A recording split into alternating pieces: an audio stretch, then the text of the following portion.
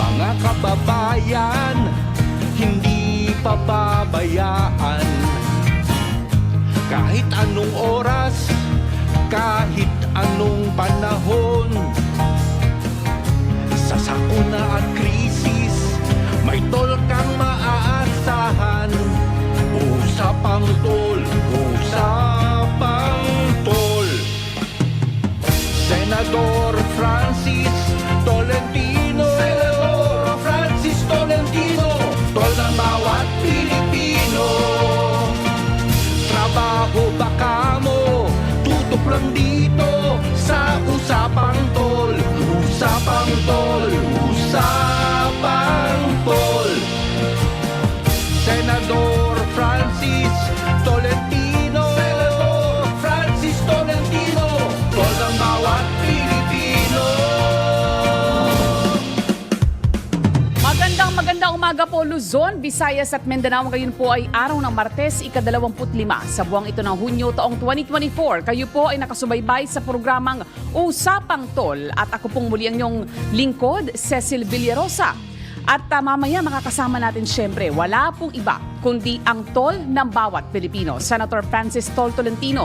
Tayo po ay live na nasusubaybayan sa iba't ibang panig po ng bansa sa pamamagitan po yan ng mga regional station ng DWIZ 882 at syempre, gayon din ng ating mga kababayan sa ibang bansa sa pamamagitan naman po yan ng mga online accounts, Facebook at YouTube account ng DWIZ. Pwede po kayong sumama sa aming talakayan ngayong umagang ito sa pamamagitan po ng pagkapadala ng mensahe o comment sa aming Facebook page o kaya po sa aming text line 0999-376-6768. At ito po, mainit-init pang balita dahil kanina pong madaling araw nagpalabas ng advisory ang Philippine Institute of Volcanology and Seismology o PHIVOLCS dahil dalawang mahinang phreatic activity o steam-driven eruption ang nangyari po sa main crater ng Taal kagabi.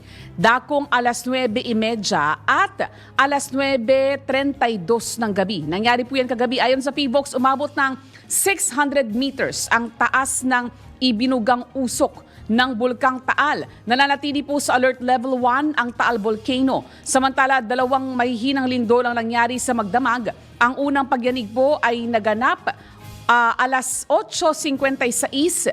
Magnitude 3.3 po yan sa General Nakar, Quezon, kung saan naitala ang intensity 2 na pagyanig. Kanina namang alas 3:26 ng madaling araw, 3:26 a.m., naitala naman po ang magnitude 3.6 na lindol sa Bangi, Ilocos Norte. Naramdaman ng intensity 3 na pagyanig sa Pasukin, Ilocos Norte.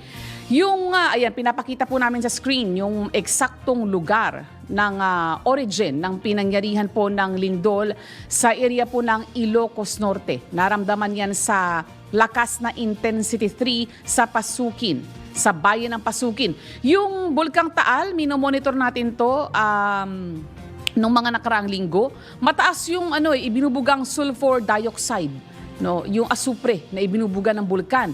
There was a time pa nga na makapal yung usok, kaya nag-abiso ang Department of Health na magsuot yung mga residente ng face mask, lalo na yung mga vulnerable, no, yung mga elderly at yung may mga comorbidity, lalo na yung may mga sakit na may kinalaman sa baga, yung may mga hika, yan, para makaiwas doon sa posibleng pinsala mula doon sa Bulkang Taal na kanina kagabi nga po as confirmed by PHIVOLCS nagkaroon po ng weak phreatic eruption. Ayun. At talking about kalamidad, ang pamahalaan po ay magpapatupad muli ng National Earthquake Drill. Yan po ay gagawin sa araw ng Biyernes, June 28, alas 2 ng hapon. Ayon po sa NDRRMC, layunin ng aktibidad na sanayin ang publiko sakaling tumama ang pinangangambahang The Big One. Ang Rescue Emergency Disaster Training Center po sa Pasig City ang magsisilbing main venue ng National Simultaneous Earthquake Drill ngayong Hunyo.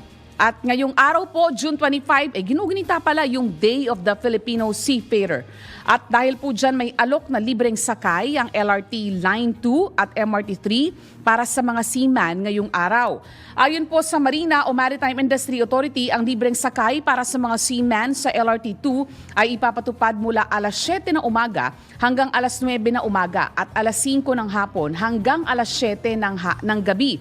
Mas mahabang oras naman yung libreng sakay na alok ng MRT3. Magsisimula po yan nagsimula na po ito kaninang alas 5:30 ng umaga at yan po ay ipatutupad hanggang sa pagtatapos ng kanilang operating hours. Kailangan lang po na ipakita nung mga seaman yung kanilang Seafarers Record Book, Seafarers Identity Document o kaya po ay Seafarers Identification Booklet. Bakit po natin binibigyan ng emphasis itong kahalagahan ng ating mga Pilipinong tripulante sa dagat? Dahil ayon po sa Marina, isa ang Pilipinas sa mga nangunguna palang supplier ng seafarer sa buong mundo. At batay po doon sa datos ng POEA mula 2019 hanggang 2021, nasa higit 800,000 yung mga registered active seafarer sa Pilipinas. Marami tayong tatalakayin ngayong umagang ito.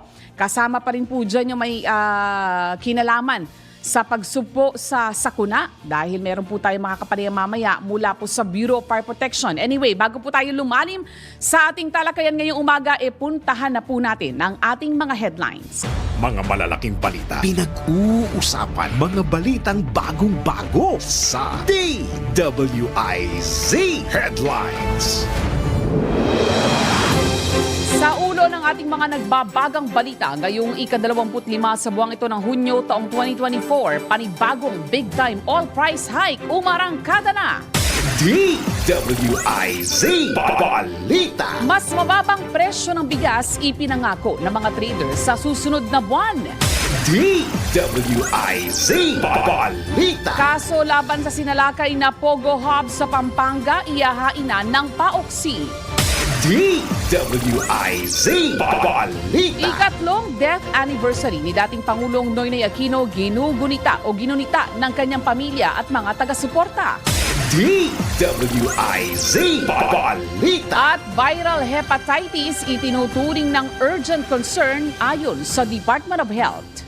Mga balitang updated, mga isyong updated, mga komentaryong updated sa Usapang Tol. Kasama si Senator Tol, Senator Francis Tolentino, Tol ng bawat Pilipino, at Cecil Villarosa.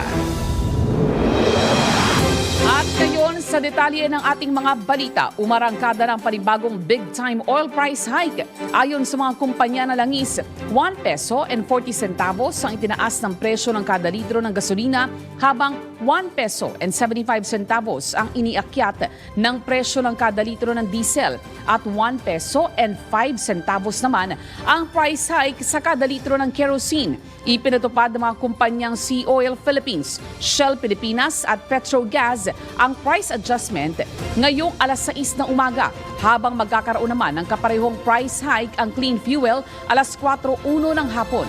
Paliwanag ni Director Rodela Romero ng Department of Energy Oil Industry Management Bureau, ito ay dahil sa geopolitical tensions at mga pangamba sa supply. Dagdag pa ng opisyal, noong Hunyo 18, nasunog ang oil terminal ng Russia matapos ang drone strike ng Ukraine, habang nakaambag sa tensyon ang all-out war ng Israel laban sa grupong Hezbollah. DWIZ Balita. Asahan naman na ang pagbaba ng presyo ng bigas sa susunod na buwan. Ito ay ayon sa Philippine Rice Industry Stakeholders Movement, kasunod ng pagkikipagpulong kay House Speaker Ferdinand Martin Romualdez, kung saan bababa sa 42 pesos kada kilo ang presyo ng bigas. Inihayag din ni House Speaker Romualdez na target din ng pamahalaan na mas mapababa pa ito sa 30 pesos. Ang pagbaba ng presyo ng bigas ay resulta ng pasya ni Pangulong Ferdinand Marcos Jr. na bawasan ang taripa na ipinapataw sa imported na bigas. DWIZ Balita. Tanggap po tayo ng report mula sa labas ng impilan. Pag-freeze sa assets ni suspended Bamban Mayor Alice Guo sana raw ay iutos ng AMLAC. Detalye mula kay Patrol Number 19, Celi Ortega Bueno. Sana daw ay pag-utos ng Anti-Money Laundering Council o AMLAC ang pag-freeze sa lahat ng assets ni suspended Bamban Tarlac Mayor Alice Guo. Ito ay inihayag ni Senate President Pro Tempore Jinggoy Estrada. Ang suhestyon ni Senator Estrada ay kaugnay na rin sa mga aligasyon at mga lumutang na ebidensya laban kay Mayor Guo, lalo na ang pagkakasangkot nito sa mga illegal na operasyon ng Pogo sa Bamban Tarlac. Anya, mahalaga na magkaroon ng desisyon at desididong aksyon ang Anti-Money Laundering Council para maingatan ang integridad ng pondo ng taong bayan at matiyak na may pananagutan at maisulong ang transparency. Mahalagang hakbang anya ito para mapigilan ang paggamit ni Guo sa kanyang assets o yaman sa posibleng nakuha sa illegal na paraan. Naniniwala sa Estrada na makatutulong ang naturang hakbang para magkaroon ng masusing investigasyon at malaman ang katotohanan sa kinasasangkutan ng alkalde, partikular na sa aktibidad na money laundering. Ito sa Patrol 19, Celi Ortega Bueno para sa impilang metodong lakas sa DWIZ. Nagbabalita ng tama, naglilingkod ng tama. DWIZ Balita. Sa iba pang mga balita, isasampanan ng Presidential Anti-Organized Crime Commission o PAOCC ngayong araw ang unang kidnapping at torture cases laban sa ilang persons of interest kaugnay ng sinalakay na Pogo Hub sa Porac, Pampanga. Ayon kay PAOCC spokesman Dr. Winston Casio, anumang oras sa linggong ito ilalabas na nila ang iba pang charge sheet sa kabuuang 156 foreign nationals na nakakulong sa Pasay. Sinabi ni Casio na 4 dito ay may iwan sa bansa bilang mga testigo o complainant. 12 ay persons of interest na kakasuhan at ang matitira ay ipadedeport sa China para doon kaharapin ang kanilang mga kaso.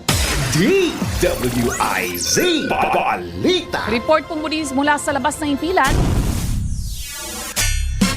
Brain drain o pag-alis ng mga cybersecurity expert, malaking problema pa rin sa pamahalaan. Detalye ng balita mula kay Patrol Number 13, Gilbert Perdes. Aminado ang pamahalaan na malaking problema pa rin ang brain drain o pag-alis ng mga dalubhasa sa Information and Communications Technology o ICT, cybersecurity professional at experts para pagtrabaho sa ibang bansa o sa pribadong sektor. Ang pahayag ay ginawa ni Assistant Secretary Renato Aboy Paraiso, tagapagsalita ng DICT matapos mabunyag ang ilang hacking incident sa mga government websites kung saan tinuturong sangkot daw ang isang data security officer ng isang malaking pahayagan. Sa Bagong Pilipinas ngayon, public briefing, sinabi ni Paraiso na kabilang daw sa mga nakikita nilang dahilan kung bakit umaalis ang mga IT experts ay dahil mas mababa ang pasweldo sa gobyerno kumpara sa pribadong sektor. Bukod dito, ginit ni Paraiso na luma na o Jurassic na ang sistema sa ilang institusyon kaya't kailangan ng i-improve o i-upgrade ang mga ito. Dapat na rin anyang palitan ang lumang pangalan ng ilang opisina na data processing pa rin ang tawag ngayon na dapat sanay IT office na. Samantala, aminado si Paraiso na bagamat masasabing okay naman ang cybersecurity capabilities ng bansa ay marami pa rin anyang dapat ayusin o i-improve. Ipinunto pa ng opisyal na tinutugunan na ngayon ng pamahalaan sa pamagitan ng National Cybersecurity Plan na inaprubahan naman ni Pangulong Ferdinand Marcos Jr. noong nakarang taon. Sa katunayan, dagdag ni Paraiso, piniproseso na raw nila ngayon ang sistema para maipatupad ang NCSP sa iba't ibang ahensya ng pamahalaan. Patrol 13, Gilbert Perdes para sa Himbilang Metodong Lakas, DWIZ, nagbabalita ng tama, naglilingkod ng tama. DWIZ Balita. Sa iba pang mga balita, ginuninta kahapon ng mga taga-suporta at pamilya ni dating Pangulong Benigno Noynoy Aquino III ang kanyang ikatlong death anniversary. Inilala ng pamangkin ni Aquino na si Francis Aquino D ang guiding principle ng dating Pangulo na right is might. Pinuri din ni D ang pagsisikap ng dating Pangulo sa pag-secure ng 2016 arbitral ruling na nagpatibay sa mga karapatan ng bansa sa West Philippine Sea at nagpawalang bisa sa malawak na maritime claim ng China. Kabilang sa mga dumalo si dating Senator Leila de Lima sa pagunita sa Manila Memorial Park sa Parañaque bago ang paglilitis sa kanyang huling drug case promulgation sa Muntinlupa Regional Trial Court na nagpawalang sala sa kanya sa lahat ng 3 kaso. Dumalo rin sa okasyon sina dating Senator Franklin Drilon at Bam Aquino, kasama ang mga miyembro ng dating gabinete ni Aquino. DWIZ Balita. Isa pang report mula sa labas ng himpilan. Professionalism ng Philippine Navy personnel kinilala ng grupo ng mga general.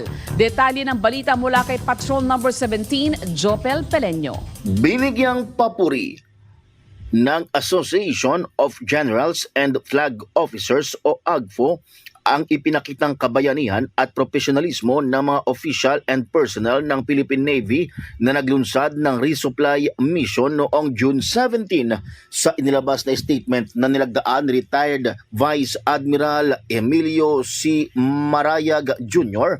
na siyang presidente at chairman of the board ng AGFO na kapansin-pansin nila ang pag-obserba ng mga tauhan ng Philippine Navy ng masusing pag-iingat at matinding pasensya para maisakatuparan ang misyon.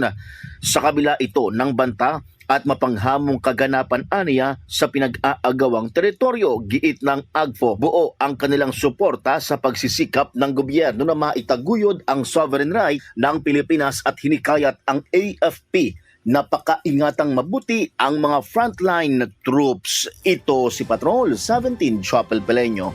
Para sa himpilang may totong lakas, DWIZ nagbabalita ng tama, naglilingkod ng tama.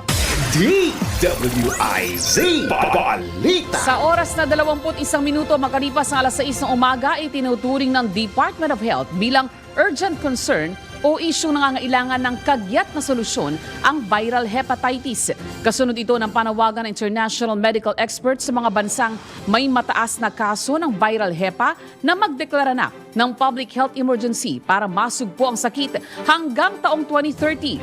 Ayon kay Health Spokesman Assistant Secretary Albert Domingo, mainam na pagtuunan ng pansin ng pagbabakuna laban sa hepatitis B, pati na rin ang vaccination drive laban sa iba pang viral disease. DWIZ Balita. At yung palang Dumaguete Airport, naku, nabulabog pala yung mga pasahero doon noong linggo ng gabi dahil po dun sa nagliyab na laptop charger doon sa departure area. Ayon po sa CAAP o Civil Aviation Authority of the Philippines, bandang alas 8:23 ng gabi nang magsimulang umusok yung nakasaksak na charger sa airport. Mabilis naman po yung naging pagtugon ng security personnel ng paliparan. Agad na naapula yung pagliyab dahil po doon sa gamit yung fire extinguisher. Mamaya meron tayong karagdagan pang paalala mula sa Bureau of Fire Protection. At ngayong umagang ito, kasama na natin si Senator Tol. Good morning po, Senator Tol. Good morning. Good morning, Cecil. Good morning sa ating mga taga-subaybay. Tayo ay galing ng Zamboanga City, pero pabalik ulit tayo bukas. Babalik tayo bukas at attend lang po tayo ngayon ng LEDAC sa Malacanang. Kaya mamaya maaga na naman akong paalis kasi kailangan nandun na ng 8:20, 8:15. So, yan ang mga mangyayari ngayon para palangkasin yung mga priority measures ng sa pagbubukas ng Kongreso. Yun po yung pag-uusapan ngayon. Oo nga pala. May mga na ba, Sentol, kung ano yung priority measures na target ilatan? Mamaya yun. Okay. Kasama ang Pangulo doon at pagkatapos yun, nasa pahayagan na lahat yan. Ayun. At, Ay bukas bibigyan mo pa kami ng karagdagan detalye, Sentol. Ay, oo, maaga bukas. Although bukas maaga ako, hindi ko alam kung first flight tuloy ako papunta ng Zamboanga del Sur. Oo nga pala, dahil dun sa ROTC game sa Zamboanga City. Dadaan din tayo ng Pagadian City. Okay po, Bukas Pagadian na muna. Mamaya, Tapos Sentol. ng Pagadian City to Zamboanga City, mga 5 oras at kalahating land trip lang naman yon. Ayun. Maya-maya, Sentol, subukan natin na ma-flash sa screen yung ilang mga litrato doon sa ROTC Games. Mindanao leg dyan sa Zamboanga para mabigyan natin. Ayan, ito na pala, Sentol. Ito na yung pagbubukas. Yung may hawak ang torch, Sentol. Yan yung seremonya ng pagbubukas. Ayan, maraming kabataan kahapon target shooting, napuntahan natin ang sepak takraw, napakagandang sport, napuntahan natin ang Raiders competition, volleyball, at marami pang iba. Nagsabay-sabay, swimming. may mga in-award na tayo kahapon na medalist sa swimming kasi mabilis pala ang swimming. Pagkatapos ng ilang hits, pwede nang makita kung sinong gold medalist. At ito ipaparinig natin, Sentol, yung bahagi ng iyong naging talumpati dyan sa Oo. ROTC Games sa Mindanao, Zamboanga City. Zamboanga City. Ito na po. Walang pong idagdag dito. Nasabi na lahat ni Colonel kanina. Ang gusto ko pong idagdag dito, for the first time, the ROTC Games will be providing additional scholarship grants for the medalists. Ang Forces of the Philippines po ang maghihimay niyan kung sino ang kwalipikado sa inyo. Kaya galingan niyo po ito. Itong Raiders competition ang unang napuntahan ko kasi palagay ko mahalaga ito. Kanina hinaharang na ako sa ibang competition. Doon muna raw dumaan. Hindi ako makakataan kasi magiging nanginit na lalo. Tanghali na kayo. Kaya I hope this competition would serve as a venue of showcasing not just your skills, but your discipline, your leadership, kasi may mga team effort dito, and your unity. At ang aking pong sana ang inyong mga karanasan dito ay magbukas pa ng maraming opportunities at maihanda kayo para sa mas malaking hamon sa buhay. Lahat po ito, alam ko, mag-iisip. Yung unang competition nun sa Bacolod, merong isang grupo, 5 minutes ata, bago nakalabas. Meron namang isang grupo, 2 minutes. So lahat po yan ay nag-iisip at meron pong unity na pinapakita at meron din pong lalong-lalo na leadership. So hangad ko po na maging matagumpay itong Raiders competition, second time that we have launched this in the Philippines. And I hope the Raiders competition would really be a benchmark for all of us. So sa lahat ng mga naririto ngayon, our hosts, our organizers, congratulations and mabuhay po ang ROTC Games 2024 Mindanao Net. Maraming salamat. Wow! Ayun, Sentol. Oh, just to emphasize lang, Sentol, ulit yung kahalagahan ng ROTC Games kasi yan yung competition na nagkikita-kita talaga yung colleges and universities. Di po ba, Yes. Sentol? Public, SUCs, and private colleges. Kasi ang dami ring sumama mga pribadong kolehiyo at pamantasan. Ayun, kaya natatangi po ang ROTC As far as Games. Hulo, kasali Hulo, Tawi-Tawi, Lanao del Norte, at Davao, the Davao region, nandun, Caraga, nandun lahat po. Wow, well participated pala, Sentol, yung Mindanao Leg. At para din, Sentol, ma-emphasize din itong kahalagahan ng sports kasi gantong tumataas yung ating problema sa issue ng mental health. I remember may isang survey na kinonduct, Sentol, sports, yung isa sa nagiging parang therapy o diversion ng mga kabataan. Yun, para Correct. They can deal yung problema nila ng mental health. Ganyan ka-importante po yung sports, no, hindi lang siya para magdala ng karangalan o accomplishment, kundi para sa kalusugan, no, both physical and mental. Ayan, Sentol. Magbabalik po muna tayo, Sentol. Mamaya meron po tayong mga kapanayam mula po sa Bureau of Fire Protection. Ang oras po sa buong Pilipinas, ganap ng 6:29 ng umaga. Mga balitang updated, mga isyong updated, mga komentaryong updated sa Usapang Tol. Kasama si Senator Tol, Senator Francis Tolentino, Tol ng bawat Pilipino, at Cecil Villarosa. Senador Francis Tolentino, Senador Francis Tolentino, tol ng bawat Pilipino, tol ng bawat Pilipino. Nagbabalik po ang programang Usapang Tol at Sentol, sinusubukan na nating ma-establish yung ating line kay Bureau of Fire Protection Director Louie Puracan. Yan, para siya ay ating makapanayam ngayong umagang ito.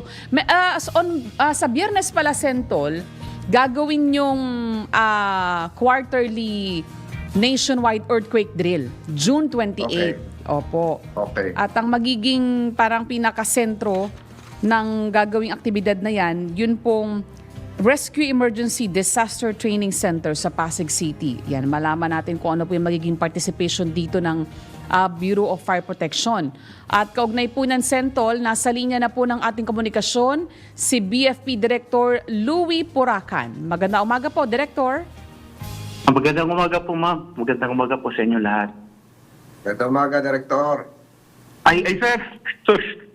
Magandang umaga po, sir. Magandang umaga po, sir. Ganda umaga. Kumusta po kayo sa mga taga-PFP? Okay lang po kami, sir. Ngayon po kasi, sir, is nag-prepare po kami, sir, dahil may expo kaming darating, sir, sa July 16 and 18. July 16, 17, and 18. Ano po yung expo? Parang trade exhibition, gano'n? Exhibit ng mga gamit nyo? Yes, sir. First time po sa Pilipinas po, sir, nag-host po kami ng Fire Expo. Ito po yung expo, sir, na nag-present yung may presentation yung para mga display yung mga suppliers natin, sir, local and abroad, ng about fire materials, mga fire extinguisher, mga fire truck, mga bagong kagamitan po, sir, sa buildings So meron related din to yung mga industries natin, meron din ambag tayo sa mga iba't ibang bansa kung ano yung mga latest sa atin. I'm sure kasama diyan yung mga foams, yung mga chemicals, etc. etc. Yes, sir. Sa World Trade Center po gagamitin ito, sir. Kasi, sir, yung mga invento po ng mga Pilipino ngayon, sir, medyo mataas yung level ng quality po ng Philippine products regarding fire lalo na safety. yung mga tinutulungan ng Department of Science and Technology. Director, Yes, sir. marami mga lumalabas dyan. Precisely po, sir. Precisely po, sir. Cecil, meron ka tanong kay Director? Apo. Yes, Director. Sa Biyernes, Director pala, gagawin yung nationwide earthquake drill. Ano po ang magiging participation po dito ng BFP, sir? Ma'am, isa po kami sa lead agency regarding sa ito pong inset po natin. Kasi ang bumbero po, ma'am, yun po itong nililid nung may programa kami actually yung tinatawag naming EDIT. Ito yung exit drills in the home. Exit drills in the home, EDIT yung acronym namin. So, kahit sa mga publikong building po, ma'am, ito po yung ginagabayan po natin yung mga residents, mga tenants, mga workers, kung paano kaagad sila makakalabas sa isang building. Ayun. Kung may incidente tulad ng sunog at lindol. So, ano po kami, ma'am? Very Very timely yan, supportive sir. po kami sa OCT. Very timely yan, sir, kasi ang dami na nating mga high-rise building eh. Yes, ma'am. Apo. Actually, ma'am, ito yung challenge talaga sa atin din, yung compliance din na ibang building. Dahil pag nag-inset po tayo, mag-spend po kasi ng medyo makapahabang oras. May shutdown sa malalaking kumpanya, may shutdown sa mga business establishments during inset. Pero nakikiusap kami sa lahat po na sana po mag-participate tayo para sa kaligtasan naman po nating lahat ito. Opo. Sir, yung meron pong naging study noong 2021, ang Bureau of Fire Protection, merong mahigit 30,811 personnel, pero ang requirement po ng bansa, 55,000 na fire officer. Importante po yung nabanggit nyo kaninang modernization. Ano na po ba, sir, yung naabot na progress ng BFP? Una, in terms of human resources. Pangalawa, sir, yung in terms of, ano naman po, equipment. Ayan, lalo na yung mga fire truck. Kasi mukhang kulang pa po tayo ng mga fire truck, tas marami po dyan, masyado na hong luma, ano ho? Unahin ko po yung personal complement namin, ma'am. Actually, tama po ito, ma'am. Kasi ang ratio po kasi ng population at saka ng firefighter, 1 in every 2,000. We're close to 120 million Filipinos. So yung ratio sana natin is nasa 60,000 na po yung pumbero sana natin kung Pilipinas. Pero sa ngayon po, ma'am, yung firefighter po natin, ma'am, is nasa 37,689 pa lang. So, malayo pa yung kahabuli natin. Isa ito sa challenge natin, ma'am. Then, in terms of equipment, ma'am, malaking pasasalamat po namin sa ating Pangulo at saka sa pangunguna po ni Secretary Benhur Abalos ng DILG. Kasi very bold and very ambitious yung direction namin this year. At through intercession po kasi ni Secretary Abalos, pakikiusap sa DPM, i-erase na po natin yung deficit natin in terms of fire truck and fire station. Ibig sabihin, ma'am, before the year end, lahat po ng bayan sa buong Pilipinas magkakaroon na po ng fire station. So Ito ngayon, yung very... ngayon ito sir, yung- hindi pa lahat ng bayan ay may fire station po pala ngayon. Hindi pa, ma'am, pero at the end of the year, ma'am, ito yung ambitious ng project namin, ma'am. Nakapag-request na kami sa DPM, may pangako na rin sa amin na mabibigyan kami ng fund. So at the end of the year, ma'am, wala na po, lahat po talaga ng bayan sa buong bansa may fire station na. Ilan pa sir itong deficit na pinag-uusapan po natin? Actually, ma'am, yung deficit Marami pa natin yan. ma'am, Marami pa yan, Director. Di ba? Halos lahat. Ang dami mga fourth class, third class na municipalities na wala pa mga fire stations. Di ba? Director, Yes, sir. fifth Yes, sir. class.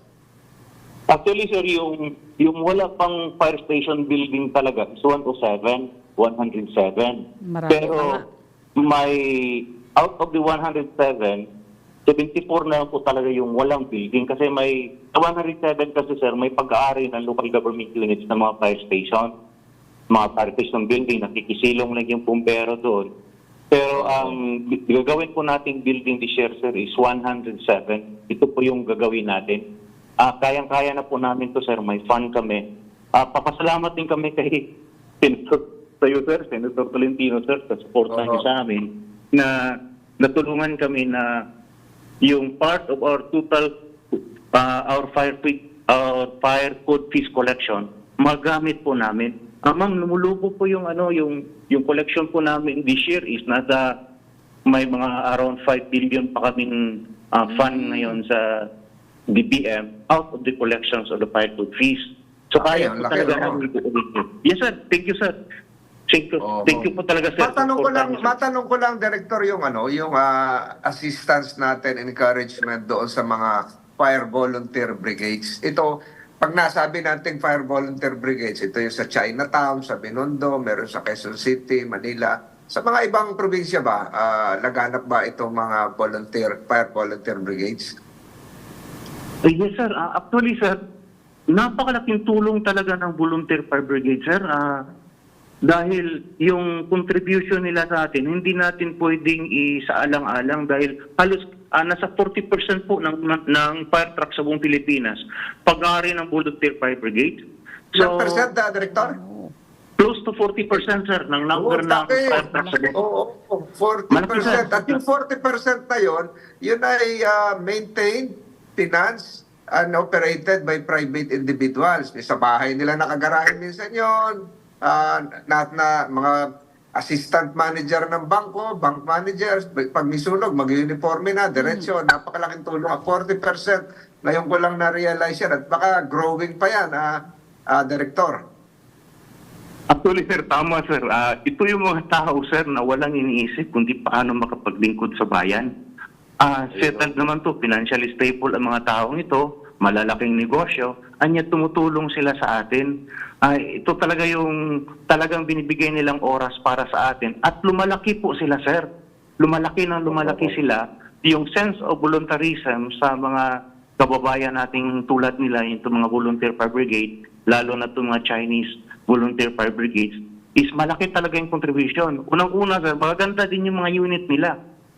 Talagang nag-invest po sila po dito. Magaganda yung mga units po nila, sir, yung mga fire trucks nila. Ayun, pasalamatan natin yung mga yan, Cecil. Opo. Pero yung tanong ko, meron din ba sa Cebu, meron din sa Davao, meron din sa Pagadian, yung mga ibang lugar aside from Metro Manila? Yes, sir. All over the country, sir, especially the big cities po, sir. Itong 145 cities po natin, may volunteer fire brigade po talaga yan, sir. Meron, sir. Ayun, Business malaking community tulong ang na, Cecil. nag-organize. 40%. Dami, oo. Malaki Yes, sir. nga. Yes, sir. Napakarami po, sir. Yung fire truck naman, Director, kamusta po ang bilang ng ating mga fire truck? Gaano pa kalaki yung deficit na dapat po nating punan? Ang deficit po natin sa walang fire truck, ma'am, is 88 na lang po. malaki po malaki po yung matatawag nating accomplishment po ng present administration, ma'am. Kasi nung start tayo ng 2021, ma'am, nasa 230 pa po yung 230 municipalities pa po ang walang fire trucks. Pero itong as of May po 2024, nasa 88 na lang po kami, ma'am, na municipalities without fire truck. And just the same po, ma'am, ito po yung may ongoing procurement po kami. Wow. Upon delivery po ng mga fire truck, lahat po ng bayan sa Pilipinas, ma'am, magkakaroon na po ng fire truck. Hinihintay na lang po namin ang delivery pagkatapos po ng procurement po namin. So, malaki ang improvement natin na-expect, sir, this year. Yes, ma'am. Yes, ma'am. Una-una, ma'am, ito po yung masasabi nating pinaghirapan din po ni Secretary Abalos, ang secretary namin, na talagang ma-erase na yung deficit po in terms of fire station and fire truck. At nasuportahan din po, sir, nila ng mga congressman natin, mga senador natin, tulad po ni Senator Tolentino, na very supportive po sa amin. Sir, thank you so much po, sir. Thank you so much po talaga. Trabaho lang yun, sir. So, Cecil, meron ka pa tanong kay Director. Ano nga yun, Director? Tapos na tayo sa El Nino, La Nina na, papasok, tag-ulan na. Ito ba talagang pagkaganitong period, bawas ng sunog o meron pa rin? Actually, sir, meron pa ring sunog, sir, kahit La Nina. Pero ang inaano namin, sir, nag-shift na naman yung response namin para sa mga baha. Kasi yung disaster response function po namin, doon pa rin, sir. Ayun. Congratulations. At marami pang haharapin kayong mga hindi lang pagsasanay, kung hindi mga aktual na hamon sa mga disaster response. Cecil, wala na akong tanong kay Director. Okay Maraming na rin po salamat. ako, Sentol. Opo, maraming salamat, Director. Director Sir, Louis maraming salamat po. Bureau of Fire. Thank you so much po, sir. Salamat. Supportan niyo sa amin. Salamat ng marami. Narinig po natin ang hepe ng Bureau of Fire Protection. Idiretso na kaya natin, Cecil, sa palengke. Palengke? Anong Teka, bang ano? Kasi ine-establish wala pa raw. kahapon, di ba? Isa pang ano. Mag-commercial break daw muna, Sentol, Okay. tapos pagbalik, opo, Sige. i-establish natin yung line of communication kay Alexa. Magbabalik pong programang Usapang Tolang oras po sa buong Pilipinas, ganap ng 6:50 ng umaga. Mga balitang updated, mga isyong updated, mga komentaryong updated sa Usapang Tol. Kasama si Senator Tol, Senator Francis Tolentino, Tol ng bawat Pilipino, at Cecil Villarosa. Kailangan malaman mo na ang mga presyo sa labas sa Palengke Report. Alamin na natin ang presyo ng mga bilihin, Sentol. Mula po kay Alexa. Kahapon naputol tayo at doon sa kahapon sa Andres Bukid Public Market sa Maynila. Ngayon kaya saan? Alexa, good morning, Alexa. Magandang umaga, Senator Tol and Ms. Cecil, lalo na sa mga tagapakinig natin sa Usapang Tol dito sa DWIC. Andito tayo ngayon sa M. Ocapo Street Market dito sa Makati para mag-update sa presyo ng mga pangunahing bilihin. Ang gulay sa sibuyas nasa 100 pesos per kilo, bawang ang range niya ay nasa 150 to 160. Ang palaya 130, sayote 180, ang kamatis napakamahal dito, Senator Tol and Ms. Cecil, nasa 155 pesos per Naku, kilo. mahal nga. Ang luya nananatiling mahal po dito sa M. Ocampo, nasa 230 pesos per kilo. Local luya po ito, Senator. 230 kada kilo ang luya. Yung iba. Isda. Sa kanin naman, sa isda, Senator, ang galunggong ay nasa 240, nasa 220, depende na lang sa laki. Ang bangus ay nasa 260, tulingan 240, tilapia 170, tahong 140, ang halaan ay nasa 220, at tambakol ay nasa 200. Sa pork chop naman, nasa 350 pesos per kilo, liempo 390, at ang buto-buto ay nasa 300. Ang manok medyo mas mataas dito kumpara sa ibang mga palengking na bisita natin, nasa 220 pesos per kilo. Senator Ms. Cecil? Mahal pa rin ang mga bilihin, Sentol. Yung kamatis, ha, Yung luya, ganun pa rin. Sino naman nanalo ng token natin ngayon? Ay, kasama ko po si Kuya Titan. Isa po siya sa may-ari dito ng gulayan dito sa M. Ocampo. Ayun. Kuya, Si Senator Tolentino po ito. Opo, saan kayo nakuha ng mga gulay? Ako. Oo. Ayan, bagay na bagay ang t-shirt. O, saan kayo nakuha ng mga gulay? Sir, naalala niyo pa po ako. Oh, Medyo maliit itong screen ko eh. ayun. Opo, ito po business ko. Ayun. Opo, gulay. Oo. O, saan kayo Opo. nakuha ng gulay? Sir, sa ano po? Divisoria, minsan sa Pasay. Ayun, so pangalawang transfer, may middleman. Bakit ba ang luya ganong kataas kagad, kuya? Grabe po sir, ang luya kasi, mapapalo siya ng 200 ang puhunan. Minsan bentahan dito, 250 na pagdating sa palengke. Simulat nung dati kasi merong naglalabas na imported na luya na mas mababa sa lokal. Pati Ayun. carrots. So dahil yun, doon, kumbaga, bumabol yung hindi ko presyo rin po ng alam, lokal. sir. Yun nga po gusto ko malaman, Sir Sen, gusto ko bakit ang mahal ng mga gulay like yung kamatis. Ang kamatis natin ngayon is 120. pumapalo na siya ng 150 to 160 ang bentahan. It depends pa kung saan sila kumukuha ng gulay. Oo. Siyempre, kasi naman mataas ang gulay pagdating dito sa public market na, kasi yung pamasahe, yung gasolina, yung mga ganyan-ganyan, pagbuhat ng kargador, kahit tumataas yung benta dito sa palengke ng gulay. Ay, oo. Ay, kumusta mo na lang ako sa mga kasama mo diyan. At kung meron kang gustong batiin mo ngayon. Sir, magkikita tayo ulit, Sir Sen. Malapit na. Oo. Sige, kumusta mo ako diyan? Ako. So, okay ko pala ito. Maraming salamat. Sir, yung sa ano, sir, kung naalala niyo po, nagpunta ako sa Senate, nung nagpunta tayo sa San Andres Court. Oo. Tama. Oo. Selfie tayo, sir, ayun. Oo nga. Sir, Sa San Andres ka, pero diyan ka sa Makati ngayon. Oo. Sige po. Maraming salamat, Kuya Titan. At Sige po, sa Sir mga Sen. kasamahan Thank you ko po. dyan. Thank you. Oo. Ako, marami tayong nakakilala mga nagtindero din sa palengke, mga negosyante, saka ikot-ikot na natin.